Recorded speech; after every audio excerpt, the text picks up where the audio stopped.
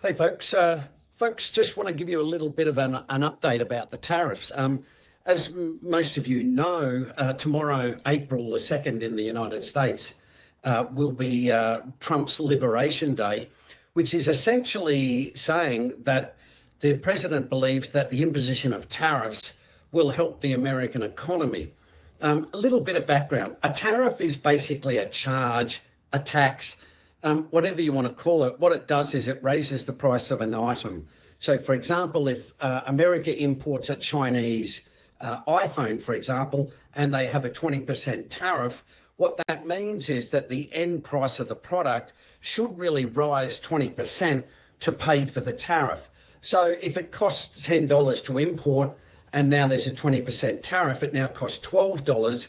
The $2 goes to the government.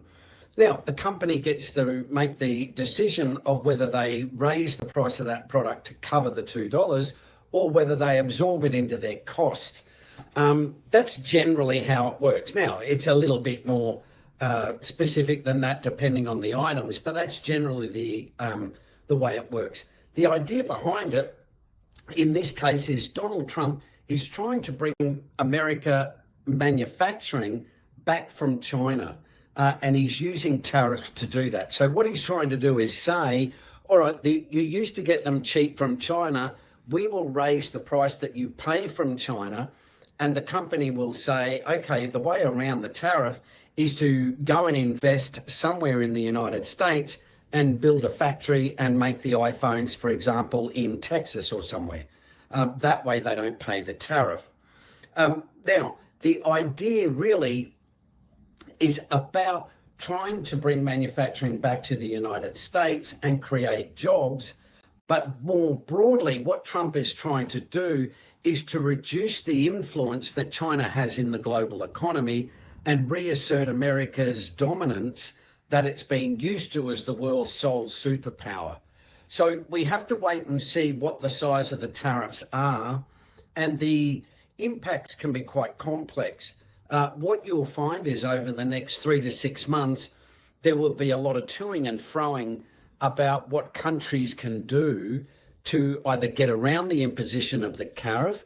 For example, they may decide to move an investment out of China and now put it into the US market. Alternatively, the reason why Trump has been a little bit tough on Mexico and Canada is because he doesn't want China to use Canada and Mexico as a sort of backdoor way of sneaking into the US economy. So the Chinese say, well, we'll set up a factory in Mexico and that'll get around the tariff from China. That's the reason why Trump is saying he's going to put tariffs on all countries.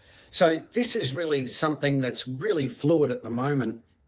And the impact on markets is going to be quite substantial, depending on what Trump does with the tariffs and the impact that it has on separate sectors and also down to the individual companies. So really, this is a kind of watch this space to see how it pans out. But this is really, again, fitting with our theme of deglobalization. And over the next 5 to 10 years, there's going to be substantial changes take place.